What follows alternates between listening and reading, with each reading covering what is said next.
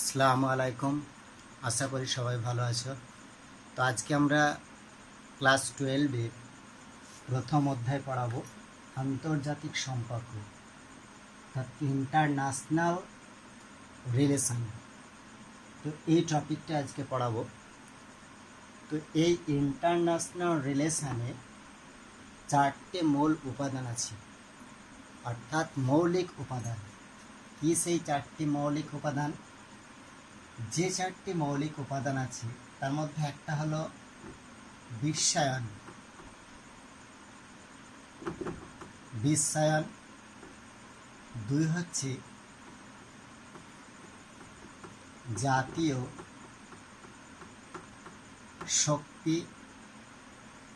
3 জাতীয় স্বার্থ।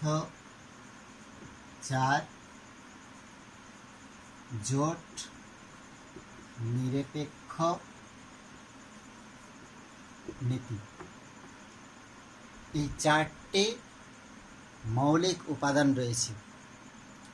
এই 4টি মৌলিক উপাদানের মধ্যে যেটা সব থেকে ভেরি ভেরি ইম্পর্টেন্ট সেটা হচ্ছে জাতীয় শক্তি এবং জাতীয় স্বার্থ। এই দুটো অবশ্যই পরীক্ষায় আসবে, এই দুটোই 100% আসবে। তো এই দুটোই অথবা অথবা হয়ে থাকবে, আর কোশ্চেনের প্রথমেই থাকবে এই জাতীয় শক্তি এবং জাতীয় স্বার্থ, এই দুটো। তো এই জন্য আমরা বিশ্বায়নটাকে আলোচনা করছি না। তবে বিশ্বায়ন একটু বলে দেই। বিশ্বায়ন হচ্ছে গোটা বিশ্বকে একটা খোলা বাজারে পরিণত করা। এই বিশ্বায়নের ধারণা এসেছিল 1990-এর দশকে। তো বিশ্বায়ন হচ্ছে গোটা বিশ্বকে একটা খোলা বাজারে পরিণত করা, অর্থাৎ গোটা বিশ্ব জাল বিন্যাসের ন্যায় একদম ছড়িয়ে ছিটিয়ে রয়েছে। সেই বিশ্বায়ন অনেক দিক দিয়ে ঘটে থাকে, যেমন অর্থনৈতিক বিশ্বায়ন, রাজনৈতিক বিশ্বায়ন, সাংস্কৃতিক বিশ্বায়ন এবং পরিবেশগত বিশ্বায়ন। এইভাবে বিশ্বায়নের বাজারটা ছড়িয়ে ছিটিয়ে রয়েছে গোটা মহাবিশ্বে।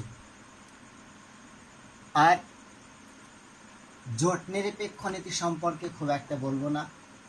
জোট নিরপেক্ষ নীতির উপকার হচ্ছে জওহরলাল নেহেরু, অর্থাৎ দ্বিতীয় বিশ্বযুদ্ধের সময় কোনো জোটে অংশগ্রহণ না করে নির্জোট থাকার যে জোট, সেই জোটের উপকার হচ্ছে জওহরলাল নেহেরু। তো তিনি প্রথম জোট নিরপেক্ষ নীতির ধারণা দিয়েছিলেন। তো সে যাই হোক, এই দুটোকে আমরা খুব একটা আলোচনা করছি না, এই দুটো পরীক্ষাতে আসবেও না। যে দুটো আসবে, জাতীয় শক্তি এবং জাতীয় স্বার্থ, সেই দুটো বিষয় নিয়ে আমরা আজকে আলোচনা করব। তো জাতীয় শক্তি এবং জাতীয় স্বার্থ নিয়ে আমরা কিন্তু আলোচনা করব আজকে। কি জাতীয় শক্তি এবং জাতীয় স্বার্থ আছে? প্রথমে আমরা শক্তিকে আলোচনা করব। শক্তি বা ক্ষমতা, পাওয়ার, এই বিষয় নিয়ে আমরা আলোচনা করব, শক্তি আর ক্ষমতা। তো কি শক্তি? একটু ব্যাকগ্রাউন্ডটা বলি। আন্তর্জাতিক রাজনীতিতে যে কয়েকটা মৌলিক ধারণা আছে তার মধ্যে শক্তি বা ক্ষমতা হচ্ছে একটা গুরুত্বপূর্ণ অধ্যায় বা তাৎপর্যপূর্ণ ঘটনা। হ্যান্স মর্গেনথাউ, অবশ্যই মনে রাখতে হবে, হ্যান্স মর্গেনথাউ এক বিখ্যাত রাজনীতিবিদ। তো সে কি বলেছেন এই জাতীয় শক্তি বা ক্ষমতা সম্পর্কে? তিনি বলেছেন যে ক্ষমতা হলো অন্যের মন এবং সেই মন কাজকর্মের উপর একজন মানুষের নিয়ন্ত্রণ, অর্থাৎ মনকে নিয়ন্ত্রণ করা। এবং কাজকর্মের ওপর একজন মানুষের নিয়ন্ত্রণ, এই কথাটাই বলেছে। অর্থাৎ মনের উপর জোর দিয়েছে, আর একটা হচ্ছে কাজ, অর্থাৎ একটা মানুষের মানসিক দিক দিয়ে তাকে পরিবর্তন করা। এই যে শক্তি, এই যে পাওয়ার, এই যে ক্ষমতা, এই ক্ষমতাটাই হচ্ছে সব থেকে বৃহৎ ক্ষমতা, এটাই হচ্ছে শক্তি। হ্যান্স মর্গেনথাউ এটাই বলতে চেয়েছেন। ঠিক আরো অনেক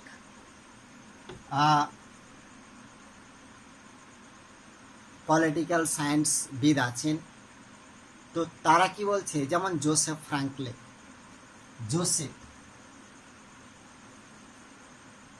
জোসেফ সেও একটা বিখ্যাত মত প্রদান করেছেন। জোসেফ ফ্রাঙ্কলে কি বলছে? জোসেফ ফ্রাঙ্কলে এই কথাটাই বলতে চাইছেন যে অন্যের মন ও কার্যকে নিয়ন্ত্রণ করে কাঙ্ক্ষিত ফল লাভের সামর্থ্যই হলো ক্ষমতা। অবশ্যই ধ্যান দিয়ে শুনতে হবে কথাটা। কি বলছে সে? জোসেফ ফ্রাঙ্কলের মতে অন্যের মন ও কার্যকে নিয়ন্ত্রণ করে কাঙ্ক্ষিত ফল লাভের সামর্থ্যই হলো ক্ষমতা। অর্থাৎ ক্ষমতা বলতে এটাই বোঝায় যে অন্যকে এমনভাবে নিয়ন্ত্রণ করা যার মধ্যে বা যার মাধ্যমে নিয়ন্ত্রণকারী তার ইচ্ছা মতো কাজ করতে অন্যদের বাধ্য করে। তাহলে এটাই হচ্ছে পাওয়ার বা শক্তি, অর্থাৎ মনের পরিবর্তন করা। একটা মানুষের মনকে যে পরিবর্তন করতে পারবে তার পাওয়ার সব থেকে বেশি, আর সেটাই হচ্ছে তার শক্তি। এমনি মানসিক বা পাশবিক বল নয়, অর্থাৎ মনের পরিবর্তন করা, এটাই হচ্ছে ক্ষমতা বা শক্তি। তো এই শক্তি বা ক্ষমতার কিছু উপাদান রয়েছে, সেই উপাদানগুলি আমরা একটু একটু করে আলোচনা করব। কি সেই উপাদান রয়েছে শক্তি বা ক্ষমতার? শক্তি বা ক্ষমতার উপাদান কি সেই উপাদান আছে? শক্তি বা ক্ষমতার উপাদান হিসেবে যেসব বিষয়গুলি সবচেয়ে বেশি তাৎপর্যপূর্ণ সেই সব বিষয়কে নিয়ে আমরা একটু আলোচনা করব। এইসব উপাদানের মধ্যে প্রথম উপাদান হচ্ছে ভৌগোলিক উপাদান। এক নম্বরে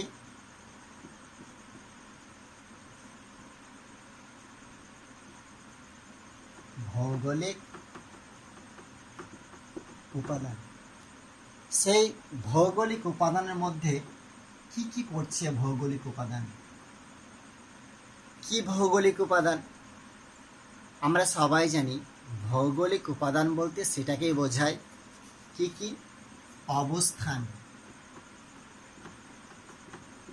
ভৌগোলিকের মধ্যে অবস্থান পড়ছে, আয়তন পড়ছে, আর কি পড়ছে? নিরাপত্তা আর ভূপ্রকৃতি পড়ছে।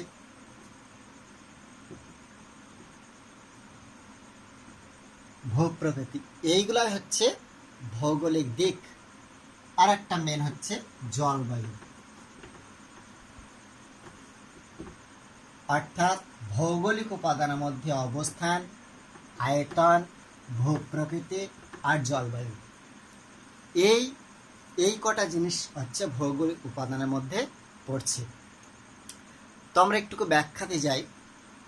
যদি আমরা বলি অবস্থান, তো অবস্থান দেশের সামরিক ও নিরাপত্তা ব্যবস্থাকে প্রভাবিত করে। যদি ভূভাগের বিশাল আয়তন থাকে তাহলে সেটা সম্ভব হয়। আর জাতীয় ক্ষমতা ভূপ্রকৃতির অবদানও কিন্তু রয়েছে অনেক, কারণ পাহাড় পর্বত, তারপরে মরুভূমি, সমুদ্র, নদ নদী, এই সবগুলাই হচ্ছে তার ভৌগোলিক দিক, এর বিকাশ লাভ করে।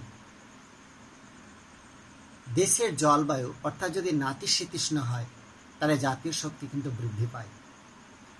অর্থাৎ ঠান্ডা মস্তিষ্কে একটা মানুষ যতটা পরিশ্রম করতে পারবে, একটা গরমি দেশে কিন্তু সেই সব, বা গ্রীষ্ম দেশে সেই সব কিন্তু মানুষ অতটা পরিশ্রম করতে পারবে না। তাহলে জলবায়ুর মধ্যেও কিন্তু পাওয়ার অ্যাবিলিটি নির্ভর করে, অর্থাৎ ক্ষমতাটা নির্ভর করে। আর কি এই উপাদানের মধ্যে, অর্থাৎ একটা হলো কি ভৌগোলিক উপাদান। তাহলে ক্ষমতা বা শক্তির একটা উপাদান হচ্ছে ভৌগোলিক উপাদান। আর কি জনসংখ্যা।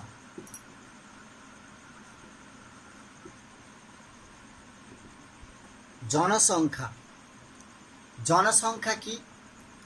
জাতীয় শক্তির অন্যতম মূল উপাদান হচ্ছে জনসংখ্যা, অর্থাৎ জনসংখ্যা ছাড়া কিছুই হতে পারে না। কারণ প্রতিরক্ষা, অর্থনৈতিক বিকাশ, উৎপাদনশীলতা প্রভৃতির ক্ষেত্রে দক্ষ শিক্ষিত জনগণের প্রয়োজন। অর্থাৎ দক্ষ শিক্ষিত যদি জনগণ না হয়, তাহলে কিন্তু পাওয়ার বা শক্তি এই কথাটাই থাকবে না। তবে অতিরিক্ত যদি জনসংখ্যা হয়, তাহলে আবার অর্থনৈতিক বিপর্যয় ঘটে। যেমন আমাদের ভারতবর্ষ 140 কোটি জনগণ, সেই জনগণের মধ্যে যদি পাওয়ার শক্তি যদি না থাকে, তাহলে কিন্তু এই আর্থিক বিপর্যয়ের মধ্যে পড়বে।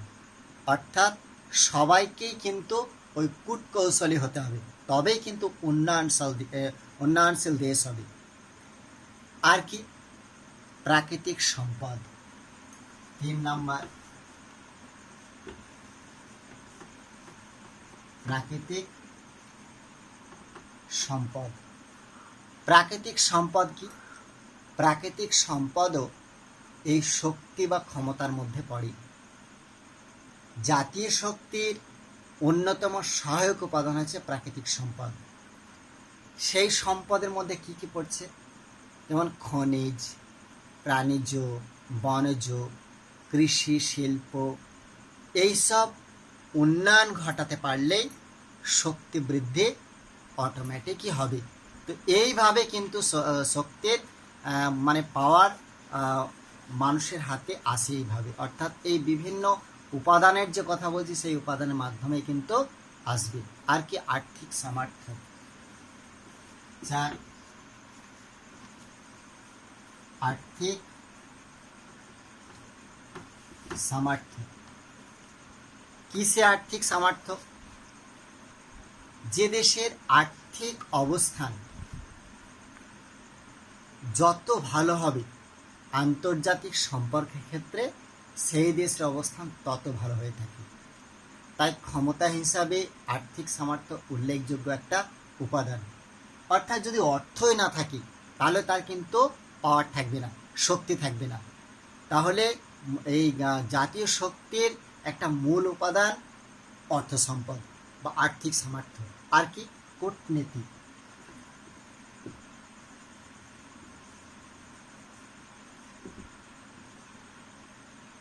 কূটনীতি কি বা কূটকৌশলী? দেশের আর্থিক দিক দিয়ে উন্নত হলেও যদি তার কূটনৈতিক বুদ্ধি ও তার প্রয়োগ যথোপযুক্ত না হয়, তাহলে সেই দেশ কিন্তু দুর্বল হয়ে পড়বে। অর্থাৎ দেশের যে রাজা, দেশের যে প্রধানমন্ত্রী, দেশের যে রাষ্ট্রপতি, তাদের কিন্তু কূটকৌশলে জ্ঞানের প্রয়োজন। কূটকৌশলে যদি জ্ঞান না থাকে, তাহলে মর্গেনথাউয়ের যে সংজ্ঞাটা দিয়েছে, অর্থাৎ মনের পরিবর্তন করা, সেই মনের পরিবর্তন কিন্তু আসবে না। অর্থাৎ কূটকৌশলে জ্ঞান থাকতে হবে। এক দেশের সঙ্গে আর এক দেশের সম্পর্ক কীভাবে করা যায়, সেই মানুষের সঙ্গে কথা বলে, অর্থাৎ কূটকৌশলীভাবে কথা বলে তাকে খুব সহজে তার মনকে গলিয়ে দেওয়া এবং তার উপরন্ত কিছু তার কাছ থেকে সাহায্য পাওয়া, এই কূটকৌশলী জ্ঞান অবশ্যই থাকতে হবে একটা দেশ নায়ককে। আর কি সামরিক ব্যবস্থা। 6 নাম্বার, সামরিক ব্যবস্থা।